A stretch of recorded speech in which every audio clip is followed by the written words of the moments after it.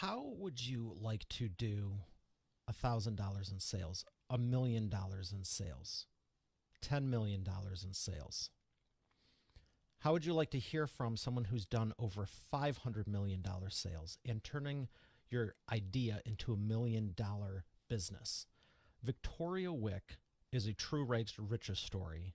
Having immigrated from Korea with only $30 in her pocket, she has a very successful jewelry line that you've probably seen on ShopHQ, QVC, and probably bought it.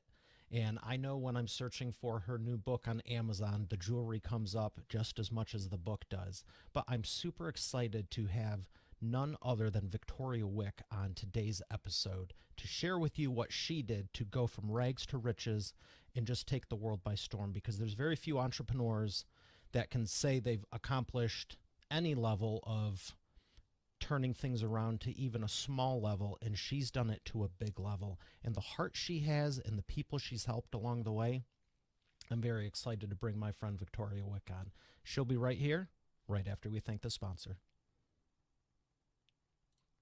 Every business needs a book, including yours. Visit freebusinessbookpublishingcourse.com today to learn the 7 steps to publish and promote your nonfiction lead and profit-generating business book in 8 weeks. Once again, that's freebusinessbookpublishingcourse.com.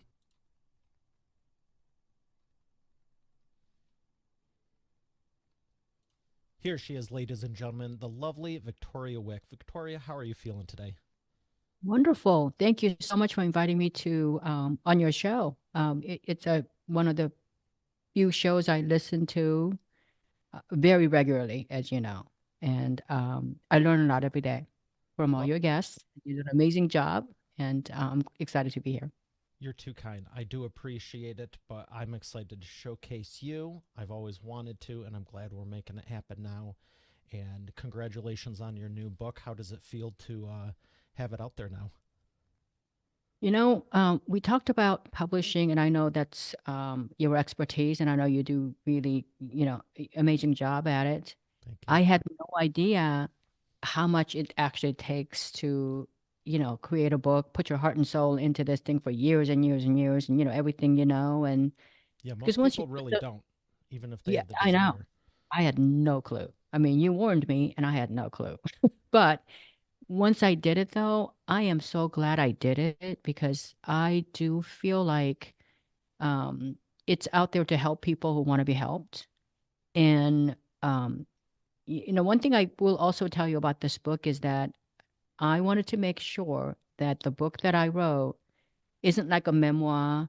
It's more a true how-to and information that you would not ever get by Google searching or attending someone's masterclass. Every Yes. single thing is original. I've actually done it, felt the failures, when I didn't accomplish something and figured out how to do it.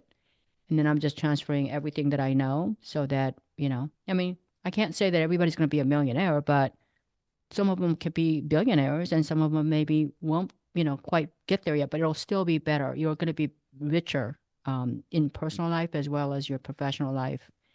And that I feel is something worth going through all that trouble for, really. Yeah, absolutely. And I remember you meant sharing with me even years ago, like, I want to do this. And hey, absolutely. And what I want everyone to know is your credibility with how you're saying, there's so many, like I was saying, there's so many people that go, I can help you, but you've actually done it Right. for what, 30 plus years now? 35 years. 35. I've I been, was going to say that. I was going to say that. yeah. And you didn't start off with a silver spoon, did you? Oh my gosh. I was 30 telling, bucks, right? I told you just before we got on the show that I spent some time with my mom this weekend. And it's interesting. My parents came here with 5 kids with 30 bucks to their name, with a family of 7. And you can't even imagine the hardship that they went through. I mean, I remember my dad coming home, like in Korea at that time, we didn't have oranges. It's a different kind of a climate. And we came and we all wanted to taste the oranges. And, he just bought one single orange and cut it in like, 8 sections. And my youngest child got two, and then each person got one slice. That's how like dire we were. And I've had grown men cry over my background because I was just 12 years old, I mean, having to help my parents raise the other children. They were all younger than me, so that my parents can go to work, two jobs at a time. So from that background to, my dream really was just to kind of sustain myself. It wasn't to be a millionaire. It wasn't to strike it rich. It just was to sustain myself, have an apartment that I can pay for on my own, maybe have a used car. Like that was my American dream.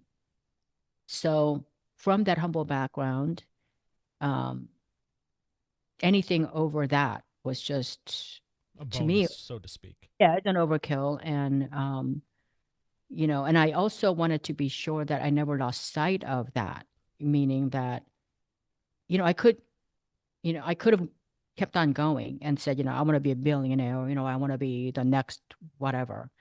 But as you know, for me, family, friends, Yeah. your integrity, customers, your reputation, these things are worth more to me than money, because Agree. I know we've spoke many times about just family and the holidays and just doing stuff yeah, to that. And I think that's one of the most impressive things is you've been able to, there's people, hey, I don't want to downplay anyone who's got a 6-figure business or 7-figure anything, but very few can say 8 and 9 in sales. And at what cost? It's impressive you've been able to maintain the family side of it too. I hesitate to say balance because I think we both know it's never perfectly balanced, but how do you maintain it? Because I know people struggling they wish they had the success, but they can't maintain it at any level. And then the other people I'm thinking of, it's like they have not your success, but some level, and they don't have it either. So how did you pull off both? it's really interesting. I don't think you've heard this before. Oh, good. And Tell we've me had something I many, don't many know. conversations. Right. We've had many, many conversations, but I don't think you've heard this before. So when I came here, I went to school. I've been working full time since I was 15 years old. I wouldn't have transportation, so I actually took city buses. Like I had to transfer 3 different buses in LA. Trust me, that's not easy. Hours and hours of waiting. And I think my I made like $2.10 or something, per hour. So from there, I decided I really had to go get an education. So I did that. I learned to speak English. I, got a full scholarship at UCLA and then on to USC, got my master's, all that stuff. And when I was working, I realized I'm working in exchange for some kind of a money and maybe a salary, Trading hours which was for much better. dollars. Yeah. Much better than so many hours. But I mean, I was getting paid very good salary. But every time I got a promotion, I was working more and more hours. So I would never see my kids. And they'd be like shipped off to a nanny or something. So I decided that I needed to be the mother that my mom couldn't be a mother to me the minute we got here. So, it's not like, as you know, I'm not saying anything bad about my mom. I'd care about my mother more than anything. So I decided that I can't do that to my children because I had the option, like my parents had to put food on the table. I didn't Hmm. have that. I could put food on the table. I just couldn't buy luxury cars or houses. So I decided I'm going to be a mother. So I quit my job and it was up to me to figure it out. So, when I started working, like I thought I could do it, but then I realized I really couldn't. I couldn't, basically when I sent letters to, Neiman Marcus and whoever, it's 9 to 5. My kids are with me 9 to 5. So I realized that, but then, coming from Korea, I mean, having to call my aunt and everybody, in that time zone, I thought, you know what? Someplace in the world at 6 o'clock in the morning, it's like 9 o'clock in the morning for them. Right. Like, I Different mean, time so zones. Love it. different time zones. So I ended up, getting up at 5 o'clock in the morning. And that was, pretty early in the morning, about 10, 11 o'clock ish And for that's California time? California time. It's about, someplace in Europe, it's about anywhere from like 10 to noon, Yeah, England, and France, it would be 8 Holland, all o'clock that. stateside here Yeah. on the East Coast. So, but I was up, pretty early and I would, I basically wrote letters to them and I used to fax them. You remember we used to have a real fax machine I remember those. because when you call somebody on the phone back those days, back in 1989, it was like $3, $4 a minute to call someone. This is before cell phone days. But if you sent the fax, it's only like 6 seconds that the page goes through. So I contacted, everybody I knew, like pretty much. I got I went downstairs to the travel agency downstairs and got their, basically borrowed their book, and figured out basically contact fax phone numbers to Harrods London, Galleries Lafayette, all the famous stores. I just sent them. I got, I had a lot of time on my hands. And it turns out my designs were really well received. They were kind of just hand drawn. And so I opened, I opened all these stores in Europe. And, the quantities were really small, but because, and then uh, 5 o'clock in the afternoon was 9 o'clock in the morning the next day in Asia, in Tokyo, Korea, all these places. So I had my production people down there. So I worked that 5 o'clock in the morning to 8 o'clock in the morning, and then 5 p.m. to midnight, basically, so I could be with my kids during the day. So I worked. It wasn't easy. I worked really hard because But you still 11 made it o'clock. work. Same 24 hours everyone has. And you know what? Once I did that, and I was in all these famous stores, buyers from Neiman Marcus, and all these places in Lloyd's, Lord and Taylor, they actually called me and said, hey, I'm going to see you. Like I was okay. So I actually had a global business before. I mean, before I even figured Before out, the internet, it sounds like. before the internet, I didn't even know what a global business was, really. I wasn't looking So for it. where did that innate sensibility come in to just it sounds like common sense and it sounds great to me because I've done the same thing with time zones. I was like, hey, when business closes here in Eastern, Central, Mountain, Pacific, Hawaii, 6 hours difference. Like if Right, you want to be ambitious and go nuts, right, somewhere's right. always open. But where did it Exactly. come from for you to go, I'm going to attack all of these at once instead of It was, just going, well, I want to stay in my local store? Because I feel like a lot of entrepreneurs, they get over the, I'm going to start a business and maybe leave my career regardless of if it's a lot of money or little. right, They go into right. business, but then they still play it safe. Like, well, take me. I went to the local businesses just because I could walk in there. I did not You know, think, well, I can call 6 hours ahead and attack London and all these places. yeah, You I just think, figured it yeah, out and went for it. no, I didn't figure it out. I think that my background of, being the immigrant that really didn't have options. I didn't have, parents to lean on. In fact, I supported my parents since I was 15 years old. Parents to lean on. I didn't have a loan I can go get. I didn't have a community that's going to give me anything. So I had to kind of do things on my own. And I think that believing that I mean, I believed when things were really rough, um, that I wasn't born, on this earth so I can just starve and spin my wheels and just die. I felt that, as long as I gave it my best, tried my heart, there was hope and it's going to happen someday. And so I kept looking, there's got to be something somewhere out there. And so I contacted all the domestic people first. And, I got very low response. I would send 50 letters a day, every day. In those days, I used to do the IBM typewriter, select Yeah. IBM Selectric ball. And you know, I would carefully select them, and I did that. And part of this is in my book talking about goal setting. So you could go crazy, right? So, but what I did was I thought, okay, I looked at the direct response rate. It was like you get like I don't know 2 to 3% response rate, and then only about 10% of those people. Most of the people, if they respond, it's like no, I'm not interested. And so, so your actual response of turning anybody into a sale is like less than 1%. But I thought, well, if I'm only just trying to pay rent for $1,200 a month or whatever for 3 bedroom or something, and I sent 50 letters a day every day for 30 days, 30 days a month, and I got one of those people to buy like four things. Um, that's almost halfway there, based on my price point. So, and I didn't want to, because for me it's like a steady something I can handle. So I basically Yeah, went and down. that's a good point because I think too many people don't do enough or they jump in and try to do too much too quick. Right. And then you burn out or you're just going through the numbers game. But what I did was if I said I'm going to do 50 letters a day, I went to the travel agency downstairs, and there was a like they used to have travel agents that actually helped you, on vacations and stuff. It wasn't an So I got, Expedia ad. no, I didn't have any. So I had to, I would borrow it. I would go down there, tell them I'll answer the phone for you and everything, but I just want to use your book. Is it okay? And so I got all the gift shops, all the places, and I mean, I got some responses here.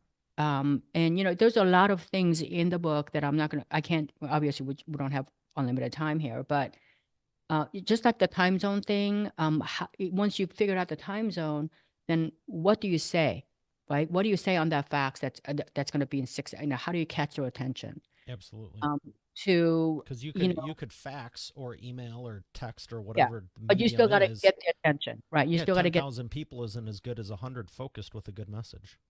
right. So How'd you come up with the script? I carefully jotted down what I kind of really carefully vetted who I was contacting. Even 6 seconds to me was a lot of money. So I carefully, jotted down like what they sold currently, what their price points were. I get all this newspaper ads about you get articles. Like LA Times would have articles about, different department store trends, or that Harrods is, going after a certain kind of customer or whatever. I would use it. I would say, hey, your new collection of, whatever looks really great. And, I admire them. And my current I designed a few pieces that might complement, because I'm not asking them to get rid of their current, because I'm assuming they have a pretty good relationship with whoever they were doing business with. This might be something that same customer might be interested in that you don't currently carry. Stuff like that. So you do So your what I'm homework. hearing is you were always respectful and aware of what Right. was You going on to always begin need with. to start with a compliment, and a meaningful compliment that they understand that you've done the homework. They always appreciate anybody who understands your plight. So you start with that. And the other thing I found too is the US buyers, rarely they would actually, get back to you. Rarely. The British buyers always would get back to you, even if it's no. I'd fax them, and they would say something like, thank you so much for writing to me, but, we're not interested. I'd get a rejection letter. And that to me, so when you get rejections, this is the second lesson in the book, which is when you get rejected, that's great, because so that is when I would actually pick up the phone and Yeah. call them and say, hey, thank you so much for writing this rejection letter. It's the kindest, most polite and sophisticated rejection letter I've ever received in my life. And since you took the time to review my product and rejected it, and, as I told you in my earlier fax to you, how much I admire your collection and your customer base and how much I want to be, in your store. What would it take? Is there anything here that has any hope or future here? And sometimes that they hadn't looked at it really, because Hmm. they'll say, oh, let me take a look. And you can hear them shuffling. Or they'll say, they look good, but, I thought it'd be too expensive, or they look good, but, too small. But they give you feedback, and they'll say, so I would say what I'm hearing is that if I did that in a smaller version of it and it was not as really expensive as you thought, that you would use me as an opening, you would be willing to test me as an opening price point. And they're like, yes, or something like that. So then I would have a relationship. It was a lot easier to deal with that. Once you got the rejection, it was a lot easier to deal with it. It wasn't a In fact, rejection as much as an opportunity to, at the very least, learn. But right, you're so smooth with. So what I'm hearing is if I do this, then you would take me. Assume the sale. right. And you know what? I told you earlier that I got scholarships at both UCLA and USC. And I did the same thing when I was in school. I would, whenever, I'd get like, how when you get a grade, you get a test, the second test, you get an essay, whatever, you get a midterm. So when I first get my test, I would, there's classes like I did philosophy, it's all essays.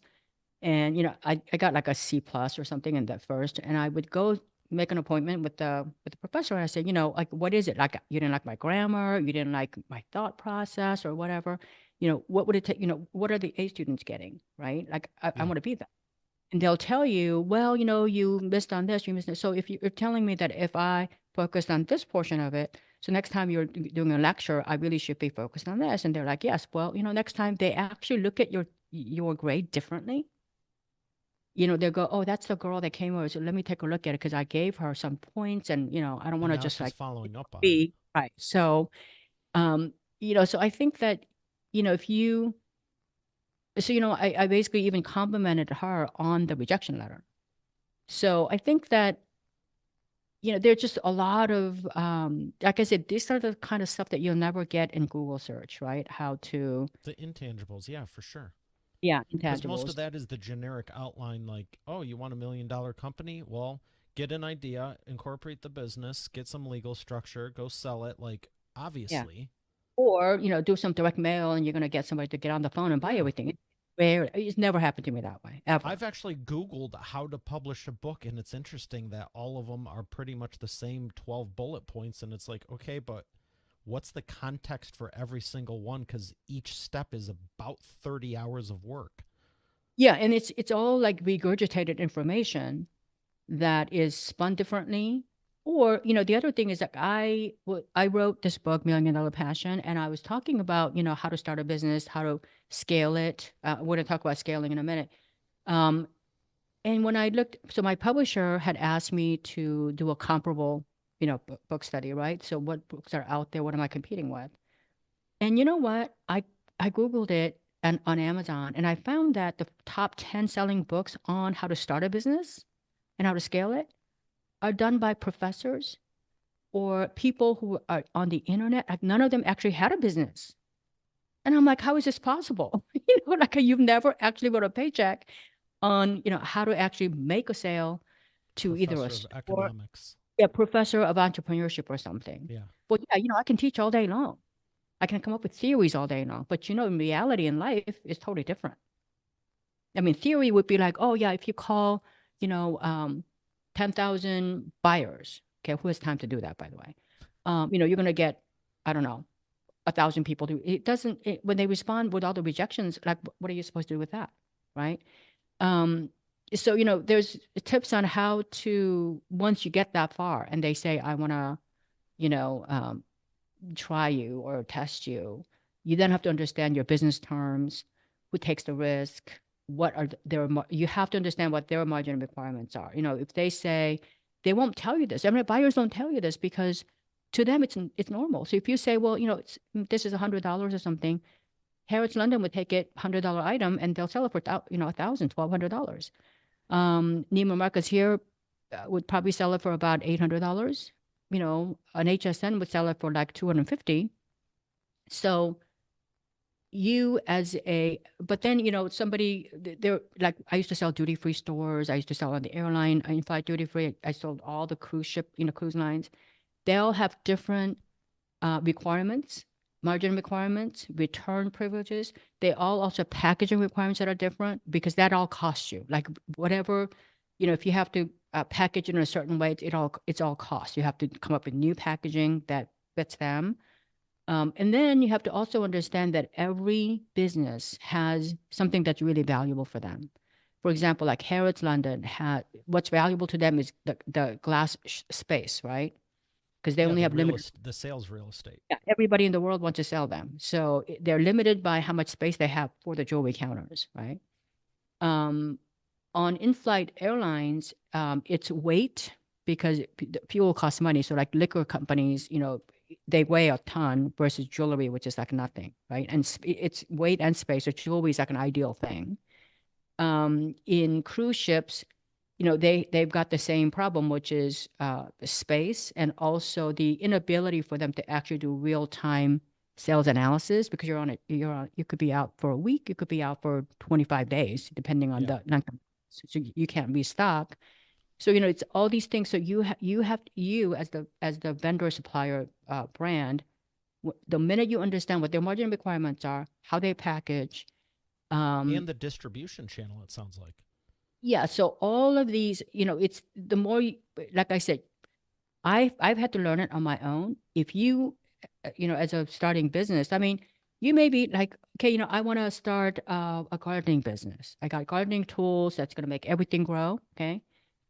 For you to learn all these requirements from all these different places, it'll probably take you 10 years because no one's going to tell you that. Like you can't Google search and say, what are the margin requirements or margin tools for Macy's, for example? Okay. There's not, Yeah, it might not even be public knowledge.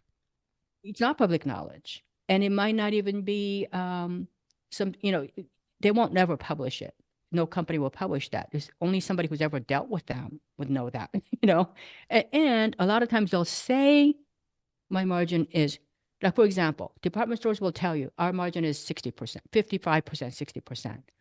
Well, it's not true because even though their gross margin could be 55, 60%, they'll say, but we also need graphics fee, internet fee, we need, promotional fee. Well, what are those fees? Because those fees could add up to another 20% by themselves. Absolutely. So their margin is actually not 55% or 60%. It could be 80%. So, it depends on, I've dealt with all the different TV networks around the world. And as an industry, they are, a certain level, but every company has their different, like one company might want to So you're saying there's some subtle nuances between them all?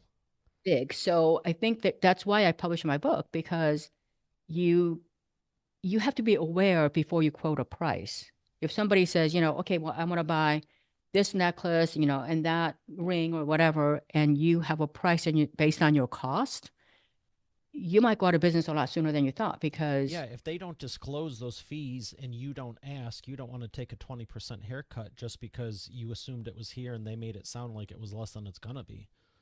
well, also when you read the purchase order, a lot of times those purchase orders as book as a phone book because of all the terms on the back, the fine prints. They'll say, we'll give you X amount. And then on the back side of the purchase order, it might say, we have a graphics fee, we have, promotional ad fee, we got this fee, that fee, and you're like, okay, well, when you get your payment, let's suppose everything sells and you get your payment and they deduct all that stuff, you realize, you might call them and say, what's happened. There's a lot of different, and it's not like they're trying to take advantage of you. It's there. I mean, buyers can't be sitting there talking to every potential vendor. Here are the fine prints, and here's like 18 of them. Yeah, You know what I mean? They assume you do the homework. minimum. So that, doing a lot of your homework, but I think coming down to really going back to your first question, which is how do you figure, how do we kind of like go from nothing to finding your target market and then actually going and finding your customers while being a full-time mother. Because my kids, like, I mean, I was Yeah, the because if kids are a full time job and business is more than a full time job, and last I knew, 40 hours for one, 40 hours for the other. right, right kids. So my kids basically had, me full time. So I worked around their schedule. They went to And school it's from not eight, like you clock out and it's over and done with. You're still on right, call. yeah, 8 to 2. I picked them up at 2 o'clock. I didn't do anything. I just spent time with them. Did their homework. Did their, my kids played soccer, tennis, baseball. All the AYSO stuff, all Oh, that. yeah. I was in Yeah, soccer too with yeah, AYSO. AYSO. They did the basketball, baseball, and then they later on years they did tennis, surfing out in California. Surfing is kind of big. So, they did all that stuff, and I sat there with them from 2 to about 5, cooked dinner with them 5 to 6. And while they were doing their homework, I'm basically, calling them, calling the Asian production companies, and I'd get them started. And then by the time I put them to bed, like 10, 11 o'clock in the morning, it's their like end of the day. So whatever Yeah. issues they had, I can finish that up. And, 2 nights a week, I was up till midnight because that's like, 10 o'clock in the morning in Dubai, Abu Dhabi, and Okay. places. Yeah. That's a real big business there. And because my time was so limited, I was very choosy with customers from day one. Anybody who hassled with me about, returns or just a lot of stuff, I would just politely, because I didn't need everybody's business. I only needed just a few. So I would just pick the ones that were nice to me, that were easier to deal with, that really needed me. And then so I was able to stay sane And then at some point, I It's a actually good got a thing. phone call. Yeah, I got a phone call from HSN after my products were at Neiman Marcus for, for a long, long time. And they wanted me to be on their channel because that they were back in 1998, they were just beginning to be like a blossom as a company. So that's where my TV career began. But I also talk about, in my case, they called me, but today everybody wants to have their stuff on TV. And, you know, that's the one thing I can probably do a master class on is how to get your product on TV. Because it's interesting, when I was writing my book, my editor said, I don't understand. Like, don't you have to pay to be, don't you have to pay the TV station, or don't you have to pay ad money to get your product on TV? Well, and then that's when it kind of like clicked in my head, like, no, like what I was doing was I was getting paid to be on TV, Right. not the other way around. So I was, getting an opportunity to build my brand and make a ton of money Authority and positioning. yeah, and get paid to be on TV. So if you ever want to, if you have a product or Sounds service better or than just any, paying for an ad. oh, yeah, for sure, right? And so that I think is something that, but let's put it this way: there's only like, I want to say half a dozen people. I'm going to be very generous. There might be 10 people that's been on TV for 25 years in a row straight, doing a dollars per minute type of sales. I mean, I can't think of that many because when you don't do the dollars per minute, you get taken off. So I'm still on TV. It's just an amazing journey, and I think that, and the sad thing is, every TV station is desperately looking for the new it thing. So if you've got a new cream or new hair thing or new jewelry line or new way to do your asphalt or you got a new boat or anything like that, they are looking for, to discover. Every buyer They're looking wants to to, fill that airtime. yeah, they're looking to increase their dollars per minute. I mean, if they're only doing, let's say, 2,000 bucks a minute or whatever, they want the next product that's going to do $10,000 a minute. They're looking, they're constantly looking. And so it's just where understanding what they're looking for. Um, and, and then you got to talk about, being able to go on TV actually and be succinct about it. There's a whole other art Why don't too. we uh why don't we go a little bit deeper for the listeners, because I venture to say there's very few people, like you just said, there's 10 people have done it as long as you, as successful, if that.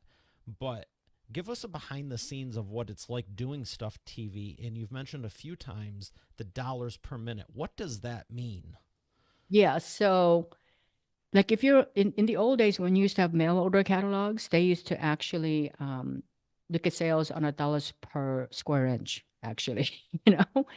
So your product might have like, I don't know, 4 square inches or 8 square inches. And then in case line, like in the department store, it's like, dollars per foot or something. And in on TV, the most limiting thing for them is prime time, right? You've got 24 hours a day of airtime, and 80% of that business is being done during prime time. So during prime time, you got to do so many more dollars per minute than when you're on like overnight when very few people are watching. So your products have to consistently do so many thousand bucks a minute. Like every TV station has their own criteria, and Okay. so like a What beauty what's a product. range of that? You mentioned something low as 2,000 a minute and upwards of 10,000 a minute. Well, What's the around the like world, maximum high end, and is there even 1,000 a minute for low end? around the world, so I mean, there's, I don't know, there is probably 50 or 100 different TV retailers around the world. Okay, so you got the major ones in the major industrialized nations like France, Italy, England, and we have the US, and I've done business with quite a few of them. So they vary a lot, and they also vary by product. So if you are like, for example, if you're selling like Apple TV, or if you're Okay. selling, MacBook computers, or any kind of electronic product, is going to have a lot higher requirement for dollars per minute than like jewelry or beauty, or the different. So even within the same network, so for example, jewelry, and I don't want to get in lawsuits, I can't say this, but for jewelry has a much higher margin, and it ships very easily. Like it's cheaper to ship a piece of jewelry Yeah, you're than not like shipping a microwave or a or a 10-pound TV. computer or Yeah, something. Yeah. or a TV that, it's 45, inches or something. So it's very low cost that way. So they actually have they have a high dollars per minute requirement, but it's not as high as like electronics. Okay. Electronics, because they have, their margins are low outside anyway, and they got a lot more competition, and things are heavy to ship. So they got to do a lot more dollars per minute, but their margins are low. So at the end of the day, they might have TVs, cameras. They might have all these electronics. They might have I remember apparel, the like, camcorders when those were coming out. I'm like, oh, and I GPS need to as well. get one of these. And it's like, look, it's got the travel strap and this and that. But even a small one is a couple Yeah. of pounds plus shipping and all that. Well, plus they can get damaged pretty easily. But I Mm-hmm. mean, at the end of the day, their margin requirement for the day is been averaged out. Because, just say, let's say your, a TV station does really well with electronics. It's inconceivable to sell only electronics, because then you're going to isolate all the other customers, who might buy jewelry. Oh, I Because, never thought about that. And so they you really do have small margins. I remember when I was working for a large retail store that's the opposite of Bad Buy. And yeah, PS2 was out. It yeah, was yeah, 199 and we were buying them for 198. Like yeah. Sometimes, 197.99. There's $2 on it. They're like you need to be selling the cords, the chips, all the other stuff cuz that's where the margin was. yeah. And they were So, I mean, big. depending on the products, like if you're in like beauty, the margins are much higher, but they also have expiration dates. Like if jewelry doesn't have expiration dates. You can ship something today and it could be there for 3 years and nothing is going to sour. But if you were shipping a very organic face cream, it might have a shelf life of 2 years. So by the time, they Yeah. sit on, you don't want it to go to 2 years. You don't want, you want the Or consumer sooner to have it. if you're Yeah. using natural ingredients and stuff, they could just break down like food does. Yeah. So I think, but what the point I'm making is that basically doing your homework. So at that time in TV, prime. So I was on prime time for many, almost 20 years at HSN. It's, I guess what I'm saying to our listeners is that they're looking for the product that can do in any category. Let's say jewelry was doing in any given station. They were doing, just take a number out of my head. Like some stations will do $6,000 a minute for prime time. Some stations will do $1,000 a minute. But every station, no matter where you're doing 1,000 or 6,000, you want the next it product that's going to do the 10 grand. When I did the Times Square necklace, it was doing $43,000 a minute. Nobody's ever done those numbers before back in 1999, ever. I mean, that broke all electronic record by And what was far. the coolest part of doing that? On top of Uh, breaking the records. being a part of history, I guess, because that product commemorated the welcoming of the new millennium, right? So it was a part of a celebration. So Times Square had a ball that was all sort of manual, and then it went to digital. And nobody Y2K and all that, nobody even knew it was even going to work or not. They were hoping it would be. Is I that why it remember was manual? They were waiting after until after the 2000 to switch it to digital. they switched to digital at 2000 when it was turning 2000, right? From 1999 to 2000, New Year's 2000. Yeah, it was like a really interesting time, but I think, I had no clue what I was doing back then. I mean, like I said, I was never that I money would say you motivated. gotta give yourself credit because you're talking about the late 80s, early 90s, mid 90s, and then 99. You get the highest rating there, and I know there's something else you did for on New Year's Eve. Yeah. You clearly had enough figured out. I know you're always learning, but You are it always sounds like a learning. great decade. It was. And then we had the 9/11 and, Not so great. way then. But I think even with every disaster too, you do learn, you know, how people's emotions change and how we can cope with it and help. Like it's just, like I said, I think I start my book out talking a little bit about my background only to give the reader a little bit of context about the decisions I had to make and the decisions I made and how my philosophy was shaped. And then I go into talking about how your integrity never bending. Like, so many times when I was on HSN or even a lot of the department stores, cruise lines, they'll say, I'll say something like, I need to sell it for X amount. And they'll say, right now it's selling for $149. And I really need to sell it for 99. We can do, triple the money or whatever. And yeah, I could always go a lesser grade of this or lighter gram weight something, or, what, there's a lot of ways where consumers can't tell right away that there's a huge change. Or maybe they know there's a huge change, but they will, be glad to get it for cheaper, right? But I never did that. I never budged on the integrity because I thought, if I'm not going to have it, if I can't wear it, I'm not going to have my customer wear it. Yeah. You want to be So, proud of it. Five so years what? from now, 10 years Yeah, from now, not, hey, it's real nice now. And then, yeah. So what happened was back in after 9/11, I heard from a lot of customers saying that a lot of the things, they couldn't buy stuff, for a while. They didn't want to buy anything. But what they kept saying to me was that the stuff that they bought from me lasted, right? They lasted. They still looked very stylish and timeless and elegant, and it still felt good. It still felt like brand new, and they could wear it anywhere, and they still got compliments. And so some of the companies couldn't withstand the bad sales a decade, and so they went out of business. And a lot of the customers came back when they bought anything again. They went to the sure shot, which was me. So I think just having the I mean, I never thought, well, if I had integrity, I'm gonna have a great business 20 years from now. I never thought that. It's just like that was just the way I was programmed, or I was just kind of stubborn about it. I guess I don't know, yeah. And but I think because you're being honest and true about it is the reason it worked. Because there's people we've turned down to help them with their books and publishing and stuff because I'm very much the same way. And it's like, they just want to do it to get people, and they're money, like, yeah, if I do this, it's like a sales tactic, like, oh, that'll increase sales 37% if we're honest with them. It's like you no, were contemplating not being honest with them. Like, right. I can't I mean, wrap my head around that. But in my business, for example, some of the stuff that I do have some diamond accents, right? And it's selling for $200 or whatever it is, anywhere from 50 to $600 or something. And I tell my customers, look, these diamonds here, like, are accent pieces. They're not your wedding ring. Okay, they were never designed to be that. They were supposed to be accenting the center stone. So it's all full cut diamonds, and it's diamonds that I'd be proud to wear. But I'm not. It's not like the finest quality diamond that you're going to buy at Tiffany's.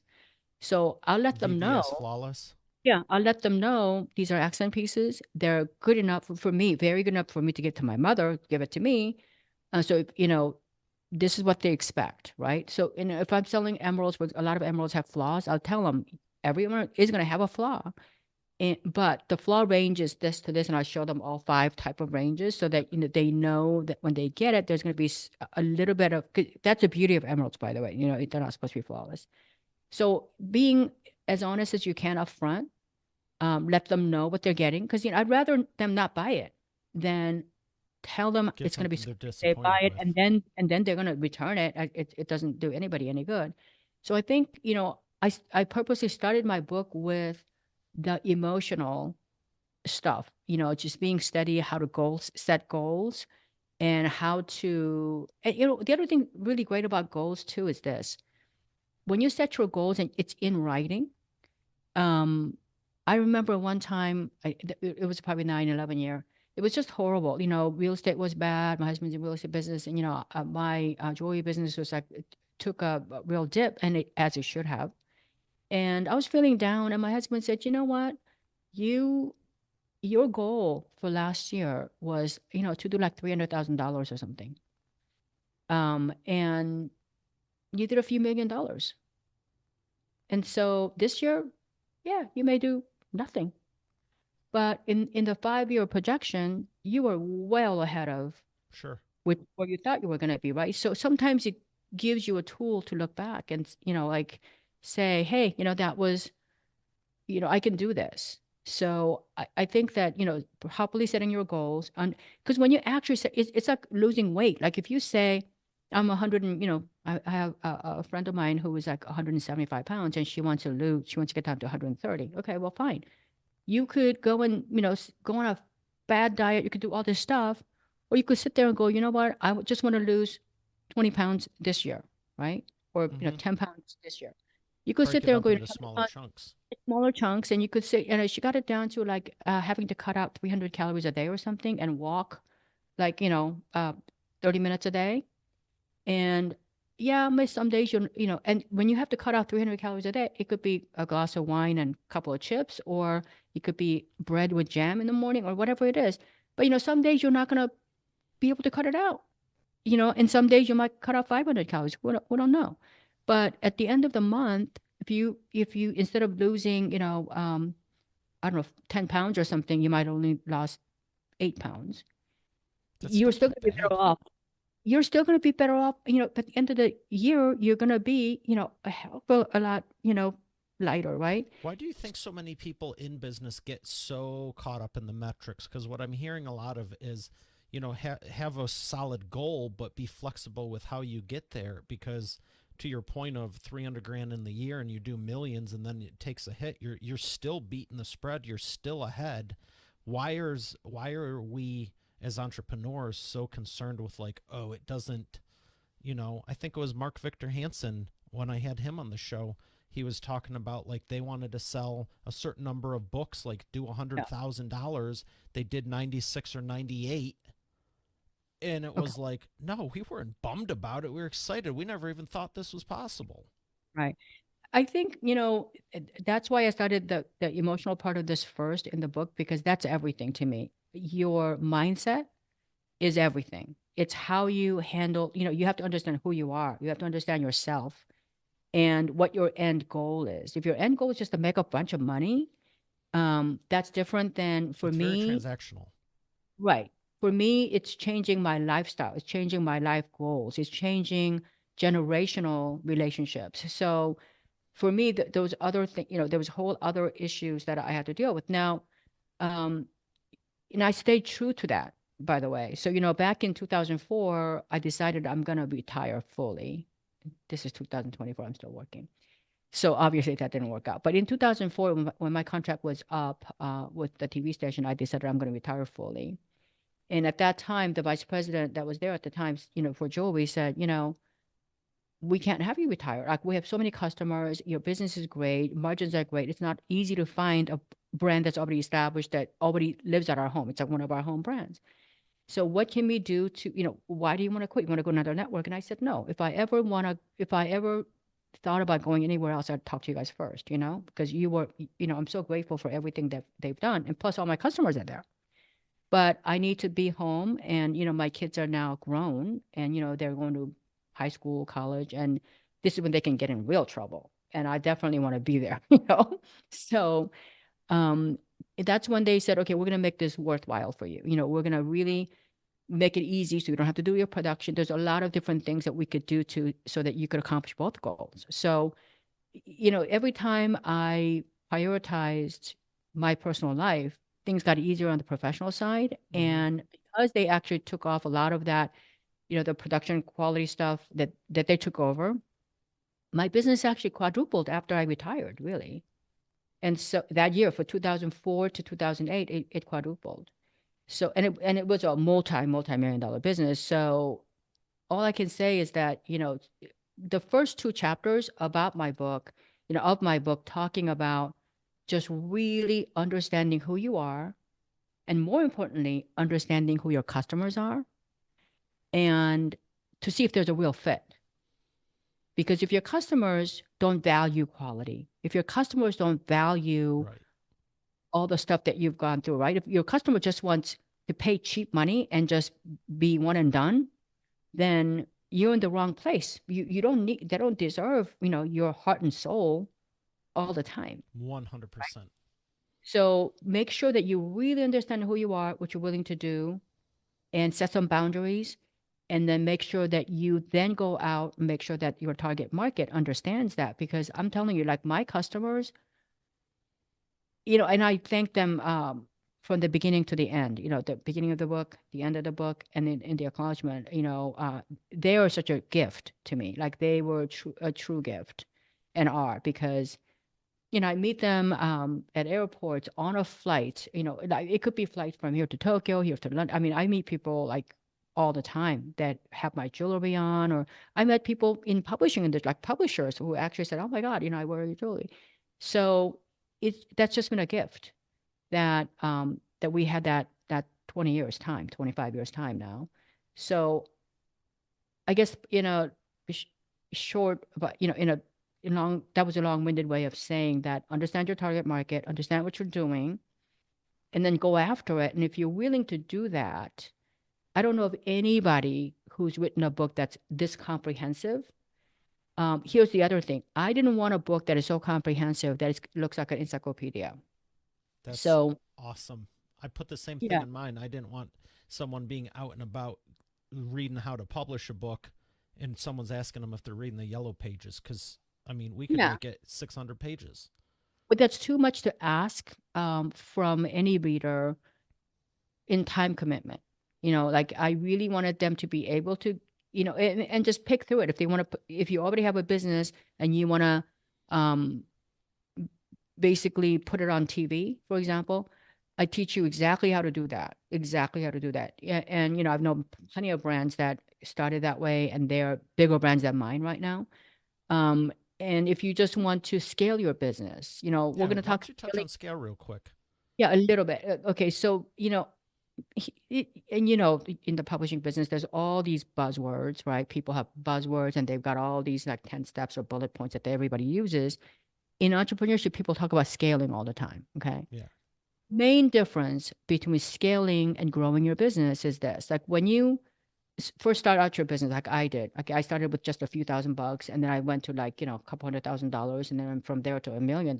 Now, if you do a $200,000 year one, and it takes you heart and soul, let's say you're running a restaurant, and have you and your daughter, your mother, everybody working, okay, and you make your 200 grand. Then you want to open a second location, and you then spend the 200 grand you made into the second location. And basically, because you have to shuffle back and forth, the same people are doing all the stuff. And maybe the second one is doing okay, but the one's suffering because you Yeah. can't be at places. So now, after you put the 200 grand, instead of making 400 grand, you are now making 270. Okay. You could sit there and go, I'm growing. I got the second location. I got additional 70 grand. Maybe I'll open the third one. Maybe I'll make, 350 next year, right? Who's That, staffing it though? If you're using it, like, but even if you could staff it, that is what I call growing. Okay. That's just growing your business. And that, to me, if you ask me, that's a hard way to grow your business. It's destined to fail at the end. Like, you're going to burn out, like you said, if you're staffing it, they don't have yeah, the because same. with those numbers, it would be hard to get to half a mil, let alone a mil. Right. But let's say but scaling is different. Scaling is when first do your, let's say let's say you're like a dentist. You start out with your first location, and, he's doing, I don't know, $5,000 a day or something. And then you learn how to do something, you figure out how to do something really good, and you come up with, a way, a new machine or a way to do something better. So the second location, you're doing 10 grand a day.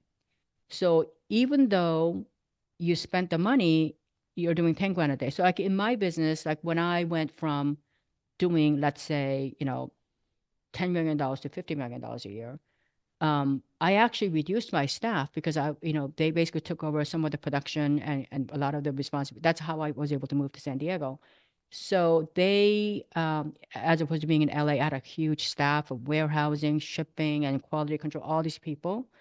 I was able to actually, because the orders were getting too big, where I couldn't do it. I couldn't actually have enough people to manage to quality control this stuff myself. So we basically shipped that out to a company that does nothing but QC for you, and it was like 50 cents an item or something, because that's all they do. So once we jobbed that out, I didn't need the staff here, and I also didn't need the space for it, Yeah, either because insurance that's a for it. big job, and that doesn't sound like a huge investment to pull it off proper. Right. It was just actually much less. So I was able to quadruple my money and cut the expenses. So I went from, literally quadrupled my business, but the net income basically was more than quadruple. So does scaling? what I'm getting is it sounds like the scaling has more to do with the efficiency and the margins than just Well, straight up scaling, going, hey, we're growing it. We just started, you know. right. Scaling is using fewer resources, less money to grow faster. That's what scaling actually means. So, for example, let's say That's you actually the came fun up, part, finding the inefficiencies. right. So let's say you came up with a way to, make shoes. Okay. And, you were doing your own production, you got your own engineers, you got your own buyer for leather, you got all this stuff, and then you were selling it to some department stores doing all this stuff. And you're having to explain to everybody who you are, how your leather is better than everybody else's, and on and on and on. And you do this forever. And here's another thing. Let's say you built a brand. Let's say you're a Gucci, okay? Well, Gucci can come up with vinyl shoes that they don't have to have any leather, right? Because people come and knock on the door because they have a brand name. So they don't have to go and tell everybody, who they are. They don't have to, I mean, people basically come and looking for it, and they're willing to pay 10 times the price for the same shoe. I mean, if I came up with a vinyl shoe, I'm going to have a tough time selling it for 20 bucks. I might have to give it away for free. I might have to ask, but to pay you 20 bucks to see if your foot hurts, right? So part of the way you can scale it is coming up with a brand, building a brand from the get-go. A lot of people don't understand building a business is a whole different thing than building a brand. So Yeah. if you're running a store, like the shoe store, if you sit there and you don't have a brand and nobody knows who you are, and you're just doing a functional orthopedic shoe or whatever shoe that you happen to be selling, and you come up with the way and you say, it's costing me between the engineers and this and that, it's costing me $1 million, maybe $100,000 a year to make all the stuff, and I can make 10 grand or 20 grand. Or at some point, you might even make, you spend 100, you might make 50 grand. Okay. That's building a business. You make a little bit more money than what it cost you. But if you build a brand, you could get there and go, you know what, here's so and so brand, and it's costing me 100 grand, and I can make $500,000 with that. That's a brand. So how do you then build a brand? What is a brand? What does it stand for?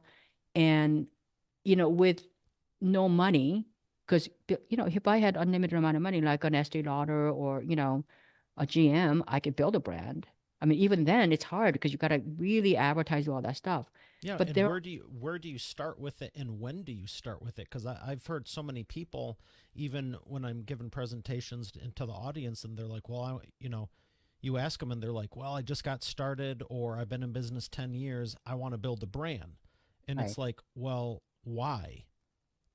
If you don't right, I feel like if you don't have a product line, if you aren't really truly the best at what you do, you need to work on your craft and systems and all kinds of stuff before you yeah. try to do anything else. I mean, what does your company stand for? What does the brand stand for? If you don't know it, how do you convey that? Right. So I think that's another thing that a lot of entrepreneurs don't understand is like, if you want to build a brand, I mean, if you think about it and you go, I mean, all of you who are listening right now, you could sit there and go, you know what? That's a really good idea. I should be building a brand, right? And you think to yourself, okay, that woman knows what she's talking about. I should go tomorrow morning and build a brand. I could figure out how to build a brand. And when you build a brand and you go, what does my brand stand for? And how does this compete with everybody else on the market? How does it solve anybody's problems? Um, and what would it take for me to build a brand? When you start looking at it that way, when you start actually looking at what it would take to do, that's when you realize I really need this, or I should have been doing that. Because, like you said, a brand has to stand for something. And in the end, as an entrepreneur, and I should have started this whole interview with this philosophy, which is as an entrepreneur, as you know, the only way you make money long term, you can make money short term, but only way you make money in long term is if you change somebody else's life for the better, if you add value to somebody else's life for the better, right? If I sold you a pair of shoes, and let's say I sold Gucci shoes, and it gave you status, it makes you feel good. You can close a deal because a lot of people think you're rich, or whatever. Or if I sold you orthopedic shoes that actually helps you feel better and helps prevent injuries, whatever it is. If I sold you security systems, it helps you prevent a robbery or gives you a lot of comfort. Whatever it is, you have to add some value to somebody else's life long term. So then when you're building a brand, you have to figure out, okay, why is my brand here? What problems am I solving And or for who? and Here's for what we who? do. Here's what it's the Yeah. greatest product since So, sliced bread, but you don't know the market right. So or I have think that, a compelling enough offer. yeah. So I go extensively into how to build a brand when you're a small company with no money, because I've done it. And you can build your brand. I mean, I think I advertise like, I want to say I've tried it. And in those days, money wasn't, you didn't spend the kind of money you do today. But in the 35 years I've been in business, my total ad budget was probably less than $10,000. And at the peak of my career, I did over 50 million bucks a year. So think about that. That You sounds can like a build, pretty good ROI. it's a very good ROI. Now, you wouldn't be upset if the growth and the numbers worked out to 9,982% growth. You're not going to get bent out of shape. It wasn't 10,000, would you? Am I? I'm just kidding. No, but I think, I mean, being an entrepreneur, we, all of you who are listening, if you're an entrepreneur, you're probably as crazy as I am. I mean, there are the definition of a business difference between a business person and an entrepreneur, I've been told, is that entrepreneurs take more risks, right?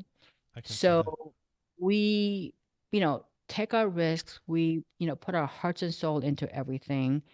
And I'm telling you that because I didn't have a mentor, I didn't have any connections with anybody.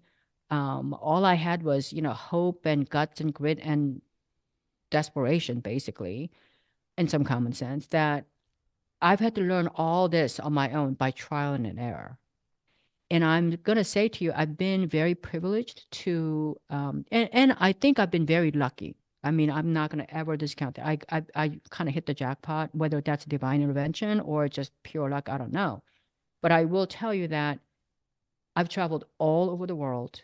I've traveled all over Middle East, all of the Americas, all of Asia, um, most of Europe, and I've sold to places many people can't even name. I mean, my products are sold in 75 different countries, and it's not, that's why I said some of that is luck.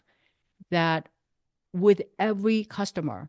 I mean, when I flew out to Middle East, and everybody was just like floored because they were like, it was like right when the Middle East tensions were so high, they were just floored that I just showed up there by myself, a female Asian woman, like a short little girl by myself, trying to learn the market, and all that. And American, how dare you? Yeah, exactly. I mean, all my Middle Eastern friends are like, you sure you want to go over there, right now? Because the front pages were just all full of like, so I said, yeah, I want to, I have faith and I want to know my market. I want to meet the people in person and I want to, like really invest my time and understand what they want, like understand what the customers there want from me. So I think that, I've been to everything I wrote in my book is something I have experienced that myself that you're never going to find in Google. You're never going to find it in somebody else's book. You're not, and it's going to work. That's the other thing. I mean, it's going to work. I've done 9-figure business. I mean, when I wrote the book, as you know, it took me 3 years to publish it. But when I wrote the book, it was, over $500 million. But today that number has grown quite a bit. So, it's going to be a really short time before I hit the $1 billion mark. So I think that, you know, coming, with no money, never got a loan for my business or anything else. I've always lived below my means. And this, and I'm not going to say this to other people, but this, Mario, that always still remain very humble. I'm always open to learning and listening, 100%. and every day is a school day. And it's a great Yeah, you've life. always been super down to earth. That's why when I was doing your intro, I'm like, I know this isn't even covering everything. You didn't even mention the New York ball, the ball you designed, below deck. I know there's stuff even I don't know, and it's just, but that you're not about that. You really truly have that heart, and I think that's what resonated when we got connected. I was like, you're just cool. Oh, thank you. Thank you. It's, I mean, I don't know. I've done a lot of, so many things I've done. I was thinking about this the other day. It's not in my book. The Times Square necklace is not in my book. I did the jewelry for the Oscars, like when they did the Empire event. That was like the first AIDS charity that raised money. I did all jewelry for, it was like Vogue, Christie's, and Oscars. Like they had a huge auction that year, and I forgot to mention it in the book too. So it's just a lot of things. Like, Second edition or second book? no, I think this book is pretty comprehensive. I think, listen, if you ever wanted to start your own, especially the creatives, because if you are a creative, they think that you don't have a brain, or it's a tough road, or many of you, like I was, very creative my whole life, and I paint, I play the piano, I do all that. But my parents made me go to, get an MBA in finance of all things.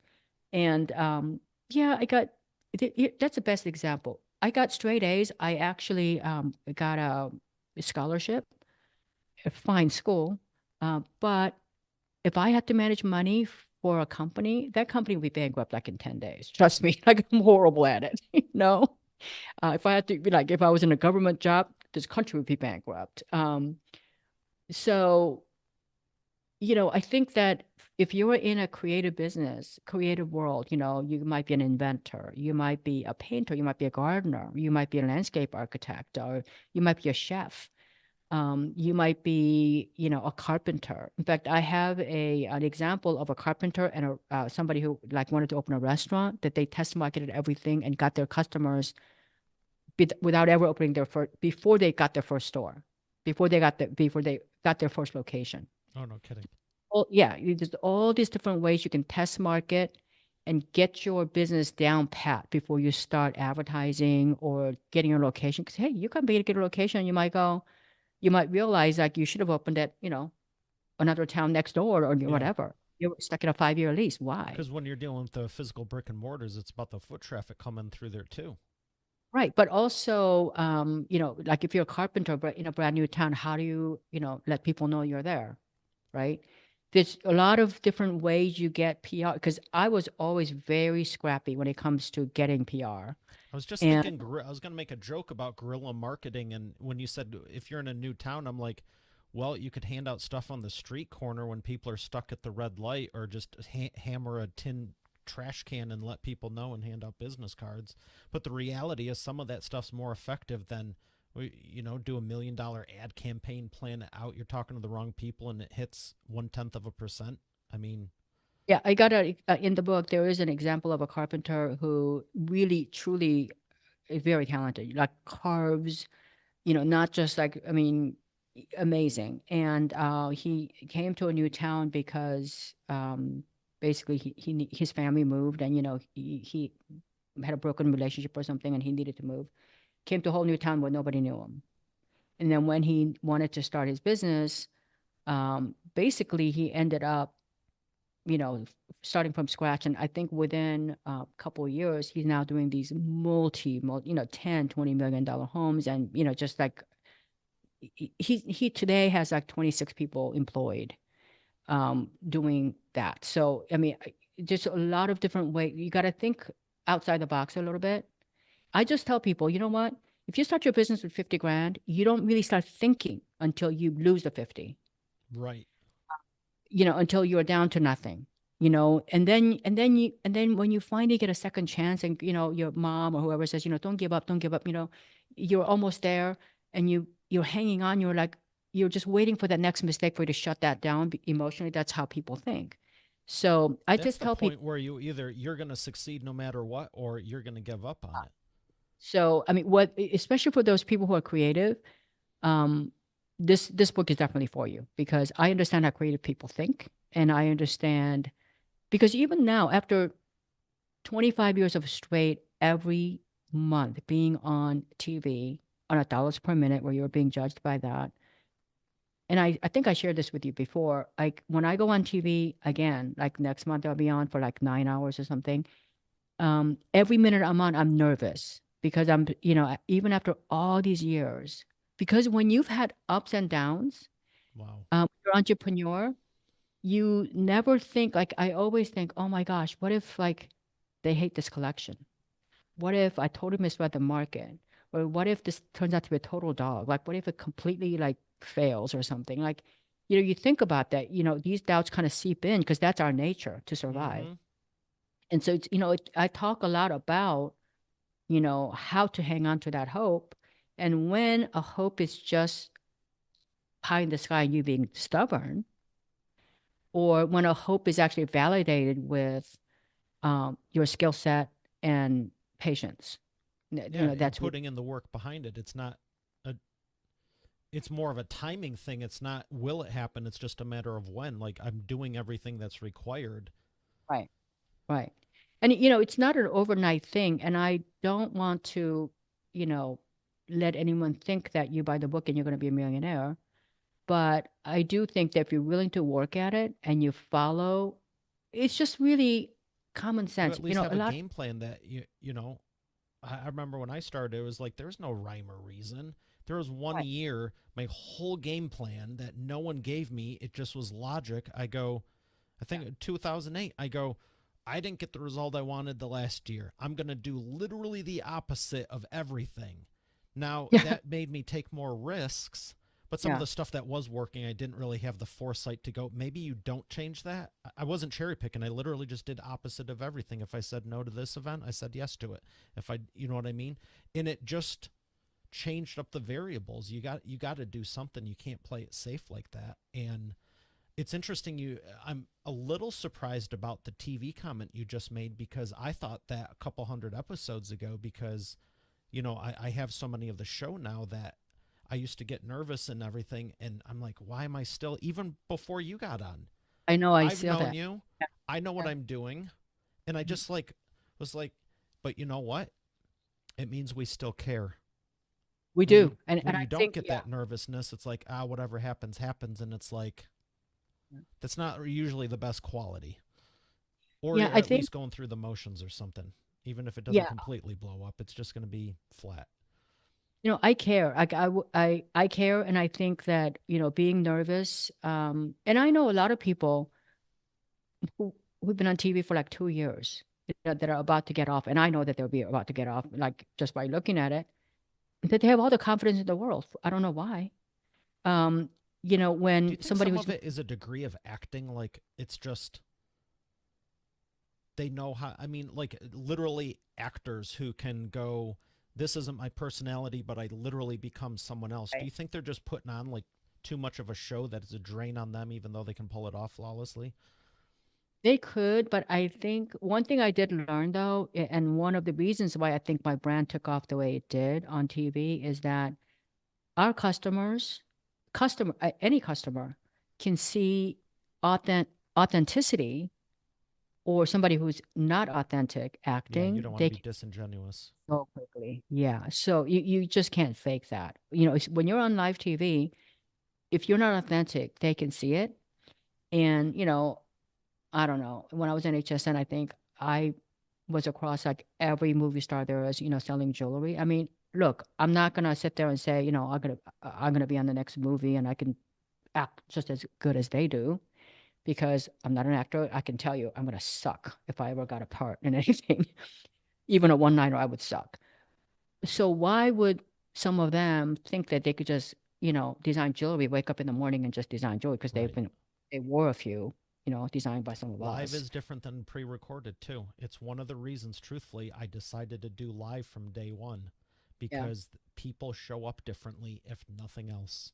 Right. So I think that, authenticity is key. And I think in my book, I do talk about that. I talk about using your authenticity to build your brand because by now, all of you who are listening probably understand the brand a little bit without ever looking at it. Just by listening to me talk, you probably will, if you Google search my jewelry, you'll find that it's not flashy.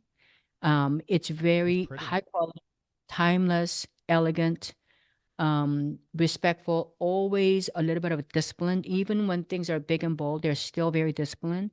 That's my personality through and through, and I like things that kind of are, I love working with nature, like florals and, little critters, because they've been here like a billion years before us. So I want to say that, if you're not authentic, you're not gonna make it. That I'm going to tell you right now. I mean, you don't have to buy the book. I'll tell you that right now. But if you want to build something, and one thing, many of you might have great ideas. Maybe you were stuck in a job like I was, or maybe you want to spend more time. Your job is paying you really well, and all that, but you're spending a lot more time at work than you want to. A lot of companies talk about work-life balance, and you find out it's more work and there's no life. In most of these companies, that the more they talk about it, you find that the more That's they funny. talk I've about never heard that. The work-life it's true. balance. When they There's talk more about work work-life and balance, less life. yeah, there's more work and there's very little life. So when you're in that position, you go, you know what? It all sounds good, but how do I get started? How do I get started? And what do I do? In the meantime, I got to pay rent, whatever. I deal with all that in the book, and how I dealt with that. And so, it's worth a try. So if you do try to buy the book, you can buy it on Amazon or where, all the bookstores, but just leave me a review. It doesn't have to be a good review, just be an honest review. I don't ask anybody to write me a five Authenticity, huh? honest review. You can sit there and say, this is too verbose, or, I found this chapter sucks, or whatever. I don't care. Just write me a review so I can actually get better. That's all I ask. It's a pretty good ask. I recommend getting reviews and everything, and it's fun. I mean, one of my favorite things to do is just go onto YouTube and Amazon and just read or watch whatever, and you get the truth from people. There's no Yeah. marketing Yeah. team, no nothing. The people are like, do they really think this video is good? Like that's what they're Right. thinking. It's awesome. Yeah. So I want to ask you. We got time for the wheel of whatever before we thank the sponsor and come Yes. back for the imperfect action round. Would you like yellow or black? I have a feeling you're going to say pastel, but you do have to pick one of these. Those are pretty harsh choices. I I'm gonna go with have to black. stay on Hmm. brand too, but um, I'll go with black because when in doubt, I go with black for looks clothes. good. Okay, black. Let's see what question you get. Ooh, that's a good one right there. Hey, what is it? So my question for you is, outside of all the success of business and everything, what type of movies do you like to enjoy, and what do you do in your downtime? Okay, so movies. My favorite movie of all time is The Godfather, I would say. Can't go It's, wrong with you know what it Italian. is? That's what I like to say. Yeah, I love it because everybody in the movie is so imperfect. And yet you really like fall in love with the bad guy at the end. Michael Corleone is like, he kind of tries to go straight, but he doesn't. He ends up with this business where, and the music is fabulous and all the scenery, I mean, the music from Godfather, you can't like, it's just amazing. It's one of my favorite soundtracks. So I like that. And it's classic, there's a romance story. There's a lot of human like survival. I mean, I don't condone what they're doing in the thing, but I love that. Yeah. So, and then Well, what I do in my downtime, you can't see it, but I've got a grand piano here. I play the piano. I paint pretty actively, and I spend time with my grandkids and my mom. As she's of getting older, course, so I want to make up the time I didn't have with her when I was growing up. great balance. Yeah. Out of curiosity, what is your grand piano? Yamaha, Steinway? No, it's not one of those famous brands. Um, I'd have to look at it. I Okay, bought it some time ago. It's a baby grand. And I bought it nice. when we were, I mean, long time ago, 20 years ago. I will tell you, I have, now I've reached some amount of success and I do live in a nice home. And, Yes, some. but I have, if people come here and they think, oh my God, it's such a beautiful home, whatever. They don't realize a lot of the furniture, not a lot, there are a few pieces of furniture that are strewn through here, my home, that I bought like for $20, way back when. I mean, literally, I have a round table some candles on it still. I should actually post that on Instagram.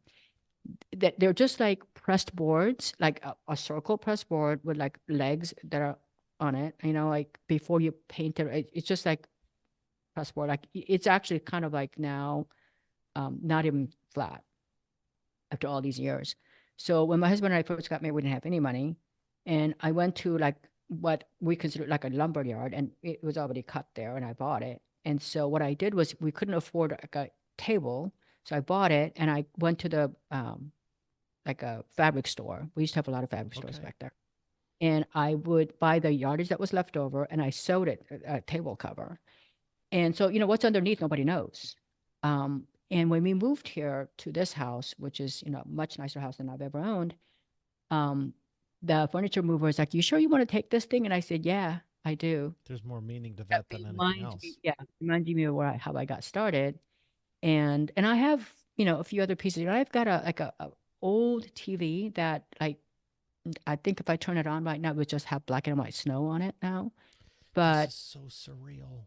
I have yeah, a it's TV I bought in high school still yeah, because it's it's a JVC flat screen and I still have stuff that is from years ago as well. The mine reason I that's was asking mainly about the piano, I play piano, alto and tenor sax also, and um it's not a famous grand piano either, but it's what Dad and I used to play, and it's from the it's in the family and everything, so I'm always yeah. gonna have it. It's my TV was Zenith, I think. It's a really it I looks like a remember little Zenith. it's like a little bubble. And I bought it used. And I think my piano is Schaefer, something like that. But anyway, Okay. it wasn't a famous brand or anything like that. And I I have have Wurlitzer. yeah, pieces of furniture around my home. I still have them. Because I know it's there. And when my daughter got married and my son-in-law comes in, and I think they've been married for like 5 years. And I think the other day he kind of ran into one of them. And I told him the history behind that particular piece. It's like, oh my God, that's so nice that you have that. Like you have that history. So, I'm gonna get it one day, So yeah. So I think you just gotta be grounded and I think this whole reason why I'm on this podcast now, number one, other than your charming personality, Mario, and how great this podcast is being produced. I told you I complimented you before we were on live, is to give everybody the idea that if you have something that you think you can help other people with, and you really focus on it, and you under just a few little steps, you could impact the world in a way that you can't even imagine. If you think about how our lives today have changed from my parents' generation, like today we've got Google, Apple, Facebook, all the social media. Yep. You look at all those companies right now. You look at how Facebook got started, Apple got started. You know, most of these companies, except Amazon, was started by people who are dropouts from school, with less than $5,000. Think about that. Yeah. So, Steve Jobs, I mean, if you saw the story, I don't think he even spent 2 grand. I mean, he didn't even, he went to college and just like didn't pay tuition. He just kind of like sat in classes, learned. So I'm just saying that you could be sitting on a dream business that could literally change how people live and communicate. And, just start somewhere because it's got to be, if you're not working on your dream right now and you're working at somebody else's company, you're working on their dream for some little money.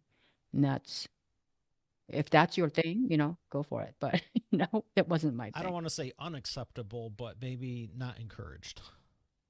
Yeah, for me, so for those of you who are hoping to that this is an amazing, I mean, we just got through talking about making money on dollars per minute, and it's pretty significant. In my case, it's very significant. So writing a book is a real money losing proposition.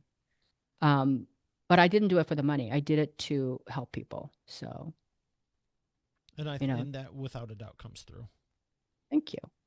Thank you.